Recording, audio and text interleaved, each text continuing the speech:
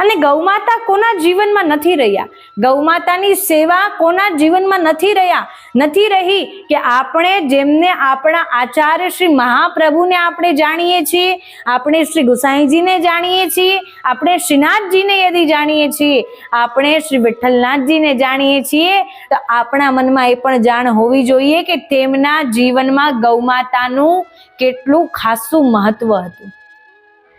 કે શ્રી મહાપ્રભુજીને જ્યારે એમના જીવન પ્રસંગોના દર્શન કરીએ છીએ ત્યારે આપણને જાણ થાય છે કે એમના જીવનના ડગલે અને પગલે ગૌમાતાની ભૂમિકા બહુ સુંદર અને મહત્વની રહી છે. કે શ્રી મહાપ્રભુજી જ્યારે બાલક અવસ્થામાં હોય, જ્યારે બાલ્યાવસ્થામાં હોય, ત્યારે પિતા લક્ષ્મણ ભટ્ટજીને ત્યાં એક નાની ગાયો હતી. એ ઘણી બધી નાની ગાયો હતી, નાના વાછરડાઓ હોય, ગાયો હોય, ગૌમાતાઓની નિત્ય પ્રતિદિન સેવા થતી હતી. અને તેમાંથી એક પયોદા નામક ગૌમાતા હતી. એ ગૌમાતા શ્રી મહાપ્રભુજીને અતિ પ્રિય હતી. તેની નિત્ય પ્રતિદિન સેવા કરે, તેની સાર સંભાળ રાખે, તેને ભોજન કરાવે, તેને જલ પીવડાવે અને તેનું ધ્યાન વિશેષ રૂપથી આચાર્યજી શ્રી મહાપ્રભુજી જ રાખતા હતા. અને તેમના મનમાં બહુ સુંદર ભાવ કે ગૌમાતા તો આપણા શ્રીનાથજીને બહુ પ્રિય છે, ગૌમાતા તો આપણા ધર્મની, આપણા સંપ્રદાયની પ્રાણ છે, કે આપણા સંપ્રદાયનું મૂળ ધન એ ગૌમાતા જ છે. એટલા માટે જ ગૌમાતાને ગૌધન પણ કહેવામાં આવે છે. એ પ્રાચીન સમયમાં જેટલા રાજા મહારાજાઓ ઋષિ મુનિ થઈ ગયા, એ કેટલા સંપત્તિશાળી છે તે તેમની પાસે કેટલી ગૌમાતા હતી તેના પરથી નક્કી કરવામાં આવતું હતું કે તેની પાસે કેટલી સંપત્તિ છે. તો એટલા માટે જે રાજા મહારાજાઓની પાસે અધિક શસ્ત્ર સંખ્યામાં ગૌમાતા હોય તો એ અધિક સંપત્તિશાળી છે. તેના માટે ધન કહો, વૈભવ કહો, યશ કહો, ઐશ્વર્ય કહો, જે કંઈ પણ કહો, એ એમની માટે પોતાની ગૌમાતાઓ જ હતી. તો આ પ્રકારે શ્રી મહાપ્રભુજી બાળપણથી જ ગૌમાતાની સેવાનો આપણને ઉપદેશ આપે છે. અને તેમના બાળપણથી જ આપણને એ સિદ્ધ થઈ આવે છે કે વૈષ્ણવોના બાળકોને પણ ગૌમાતાની સેવાને પોતાની દિનચર્યામાં પ્રધાન રાખવું જોઈએ. કે આપણે વૈષ્ણવ થઈને મનમાં વિચાર કરીએ છીએ કે આપણે ઠાકોરજીની સેવા કરી લીધી, ઉત્સવ મનોરથોમાં જઈ આવ્યા, હવેલી જઈ આવ્યા, દર્શન કરી આવ્યા, પરંતુ જો ગૌશાળા નથી ગયા તો ગૌમાતાની કૃપા પ્રાપ્ત થવાની નથી અને ઠાકોરજી પણ ક્યાંક ને ક્યાંક આપણાથી છેટા રહેવાના છે. અને યદિ જો ઠાકોરજીના નિકટ જવું છે તો ગૌમાતાની સેવા તો અવશ્ય કરવી પડશે. જ્યારે કોઈ વૈષ્ણવ ઠાકોરજીની સેવા કરે છે તો એ ઠાકોરજીના નિકટ રહે છે, પરંતુ જ્યારે કોઈ વૈષ્ણવ ગૌમાતાની સેવા કરે છે તો ઠાકોરજી એ વૈષ્ણવના નિકટ રહે છે. એટલા માટે શ્રી મહાપ્રભુજી નિત્ય પ્રતિદિન ગૌમાતાની સેવા કરતા હતા. બાલ્યાવસ્થાથી જ પોતાના પિતાશ્રીના સાનિધ્યમાં અને તેમના ઉપદેશ અને તેમની આજ્ઞાથી નિત્ય પ્રતિદિન ગૌશાળા જઈ અને ગૌમાતાની સેવા કરતા હતા. અને અનેક ગામમાં ગૌશાળાઓ પણ સિદ્ધ કરાવીને રાખી હતી કે જ્યાં અનેક વૈષ્ણવો જઈને ગૌમાતાની સેવા કરી શકે. તો એક સમયે જ્યારે પયોદા નામક ગૌમાતા હતી એ બીમાર પડી કે હવે એમને વૈદ બોલાવવા પડશે, હવે તેમના માટે ચિકિત્સક બોલાવવા પડશે કે કોઈ વૈદ આવે અને ગૌમાતાને શું થયું છે, શું બીમારી થઈ છે, એ પ્રકારે તેમને દવા આપી દે, તેમનો ઉપચાર કરી દે અને જેનાથી ગૌમાતા પહેલા જેવા તંદુરસ્ત બની જાય. શ્રી મહાપ્રભુજીને આ વાતની જાણ થઈ. તેમને અતિ મનમાં તાપ થયો. તેમને મનમાં અતિ તાપ થયો કે મારી ગૌમાતાને શું થઈ ગયું, ગૌમાતા કેમ બીમાર પડી ગયા, મારી તો સેવામાં ક્યાંક ને ક્યાંક ત્રુટિ રહી હોય એવું લાગે છે કે નિત્ય પ્રતિદિન હું ગૌમાતાની સેવા કરું છું તો આ ગૌમાતા બીમાર પડ્યા કઈ રીતે. અને તેમના મનમાં એવો તાપ હોય અને જ્યારે શ્રી લક્ષ્મણ ભટ્ટજી પોતાના કોઈ મિત્ર સાથે વાત કરી રહ્યા હોય, વૈદ્યને બોલાવવાની ચર્ચા કરી રહ્યા હોય, એટલામાં જઈને શ્રી મહાપ્રભુજી, શ્રી આચાર્યજી ત્યાં ગૌમાતાને જઈને સ્પર્શ કરે છે. પયોદા ગૌમાતાને જઈને સ્પર્શ કરે છે અને મનમાં તેવી પ્રાર્થના કરે છે કે હે શ્રીનાથજી બાવા, આપને ગૌમાતા અતિ પ્રિય છે અને જો આપને ગૌમાતા પ્રિય છે તો ગૌમાતાને સાજી કરી દો અને ગૌમાતા પહેલા જેવી તંદુરસ્ત બની જાય એવી અસીમ કૃપા કરો. ત્યારે એ આજ સુધી શ્રીનાથજીને મળ્યા ન હતા, આજ સુધી શ્રીનાથજીથી ભેટ ન થઈ હતી, પરંતુ મનમાં શ્રીનાથજી પ્રત્યે ભાવ હતો. એમનો પ્રારબ્ધ શા કારણે થયો છે? વૈષ્ણવોને શરણે લેવા માટે થયો છે, ગૌ માતાની સેવાનો ઉપદેશ આપવા માટે થયો છે, શ્રીનાથજીની સેવા પ્રણાલિકા બનાવવા માટે થયો છે. એટલા માટે એમનો પ્રારબ્ધ જાણે છે. અને જ્યારે ભાવથી અને વિશ્વાસ સાથે કે ગૌ માતાની સેવા હું નિત્ય પ્રતિદિન ભાવથી કરું છું, અને ત્યારે આપશ્રીએ જ્યારે એમને સ્પર્શ કર્યું ત્યારે પયોદા નામક ગૌ માતા જે બીમાર હતા, જેમને વૈદ પાસે લઈ જવાના હતા અથવા એમને માટે વૈદ બોલાવવાના હતા, અને એટલી જ વારમાં, એટલા જ ગણવાના ક્ષણોમાં ગૌ માતા ફરી તંદુરસ્ત બને છે અને ગૌ માતા એ અસીમ કૃપા પણ બનાવે છે. અને જ્યારે પિતા લક્ષ્મણ ભટ્ટજી જઈને ત્યાં જુએ છે, અરે ગૌ માતા તો તંદુરસ્ત છે, ગૌ માતાને તો કંઈ થયું નથી, અને તેમના મિત્ર સાથે વાત કરે છે કે ગૌ માતાને તો આપણે વૈદ પાસે લઈ જવાના હતા, પરંતુ તેમને ક્યાંય લઈ જવાની આવશ્યકતા નથી. પ્રભુની અસીમ કૃપા છે, ઠાકોરજીની અસીમ કૃપા છે કે ગૌ માતા તંદુરસ્ત છે. જ્યારે સમજવું ગૌ માતા અતિ પ્રસન્ન હોય, ગૌ માતા અતિ આનંદમાં હોય, ત્યારે સમજવું કે આપણા પ્રભુ પણ આપણી સેવાથી આનંદમાં છે. અને જો ગૌ માતા આપણા દેખતે ક્યાંય પણ દુખી છે, તો આપણા પ્રભુ પણ ક્યાંક ને ક્યાંક આપણાથી રૂષ્ટ છે તેવું મનમાં વિચાર કરી લેવું. આગળ જતા જ્યારે શ્રી મહાપ્રભુજી અનેક ગામમાં, અનેક વિસ્તારમાં જ્યારે શ્રીમદ ભાગવતનું મહાપરાયણ કર્યું, ત્યારે એક સ્થાન પર જ્યારે એ શ્રીમદ ભાગવત પારાયણ કરવા માટે ગયા, ત્યારે ત્યાંના હકીમે તેમને રોકી લીધા કે તમે અહીંયા શ્રીમદ ભાગવત મહાપુરાણ ન કરી શકો. અને જ્યારે અનેક વૈષ્ણવો સાથે હતા, તેમના મનનો પ્રશ્ન કે અરે અમે કેમ અહીંયા શ્રીમદ ભાગવત મહાપરાયણ ન કરી શકી? ભાગવતનું પારાયણ કરવું એ તો શુભ માનવામાં આવે છે, પ્રભુનું ભજન કરવું, ભગવાનનું ભજન કરવું માનવામાં આવે છે, ભગવાનની ભક્તિ કરવી માનવામાં આવે છે, તો અહીંયા અમે કેમ ન કરી શકીએ? અરે તમારામાં એવો ભાવ છે, અરે તમારી શ્રદ્ધા સાચી છે, અરે ખરેખર તમે કોઈ આચાર્ય છો, તમે કોઈ ગુરુજન છો, તો અહીંયા જે પણ અમારી ગૌ માતા છે, જે બહુલા ગૌ માતાની મૂર્તિ છે, જે પથ્થરની ગૌ માતા છે, એને ઘાસ ખવડાવીને બતાવો, ત્યારે અમે માનશું કે તમે કોઈ આચાર્ય છો, તમે કોઈ સંપ્રદાયના ખરેખર કોઈ ગુરુ છો. શ્રી મહાપ્રભુજીને આ વાતની જાણ થઈ. વૈષ્ણવોએ એમને કહ્યું, શ્રી મહાપ્રભુજીએ કહ્યું, બસ આટલું જ કરવાથી મારે મારા ગુરુ હોવાનો પ્રમાણ દેવાનો છે?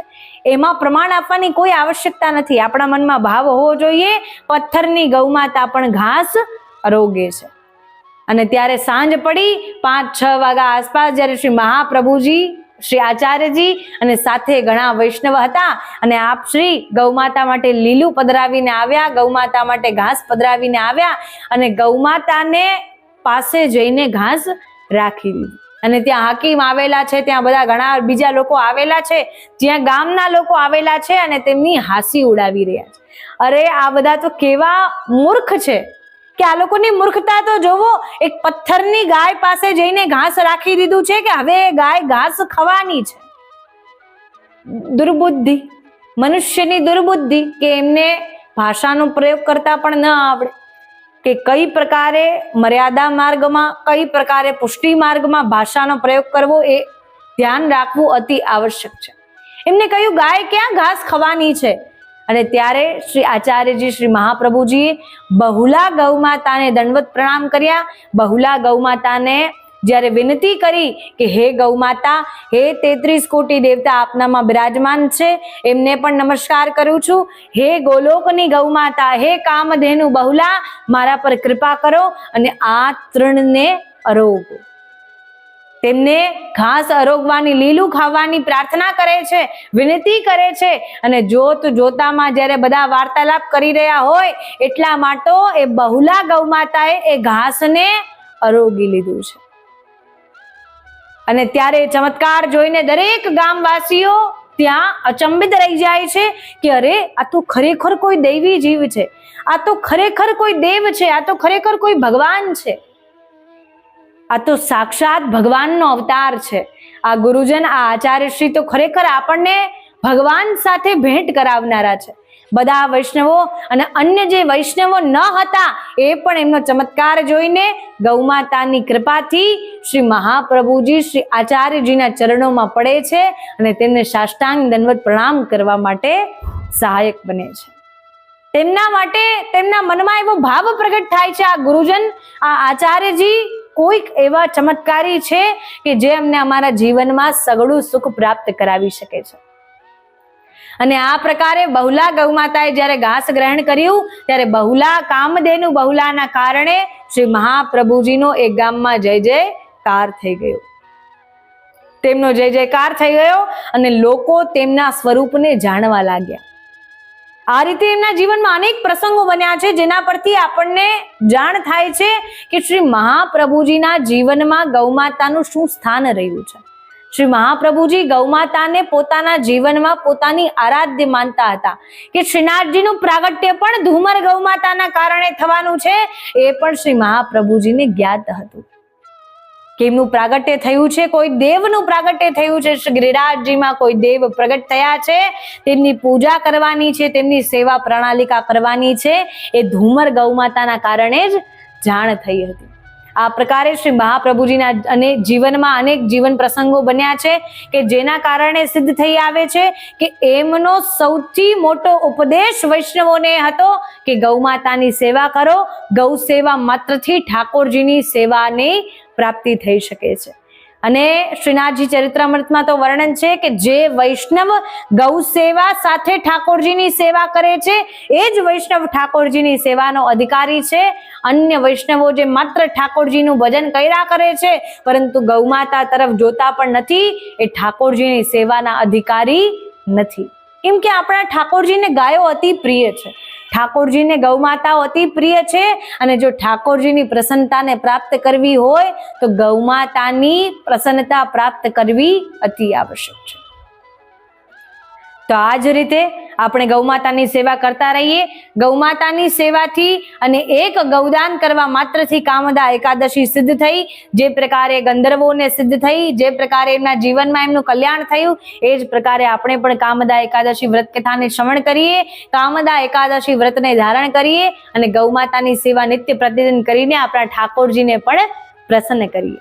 આપણા મનમાં ઘણીવાર વિચાર આવે કે આપણા પુષ્ટિ માર્ગમાં જેટલા પણ બાળકો છે, વૈષ્ણવોના જેટલા બાળકો છે, એ ઠાકોરજીની સેવામાં રસ કેમ નથી ધરાવતા? ઠાકોરજીની સેવામાં એટલી જિજ્ઞાસા કેમ નથી? કેમ કે આપણે એમને ઠાકોરજીની સેવા બંધન છે તેવું જતાવીએ છીએ.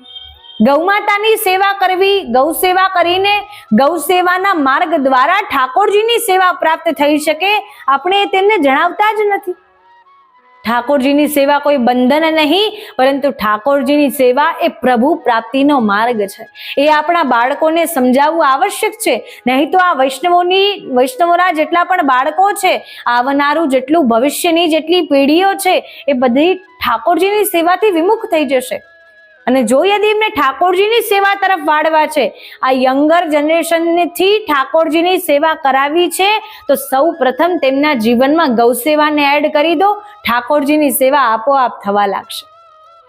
ગૌમાતા તેમના પર અસીમ કૃપા કરશે. કેમ કે શ્રીમદ ભાગવતજીમાં વર્ણન છે, ગાવો મધ્યે વસામ્યહમ, ઠાકોરજી ક્યાં બિરાજમાન છે? જ્યાં ગૌમાતા બિરાજમાન છે. એટલા માટે ઠાકોરજીની ઉર્જા પ્રાપ્ત કરીને, ઠાકોરજીની અને એમની સેવાની ઉર્જા પ્રાપ્ત કરીને બાળકોને તેવું મનમાં પ્રેરણા પ્રગટ થશે.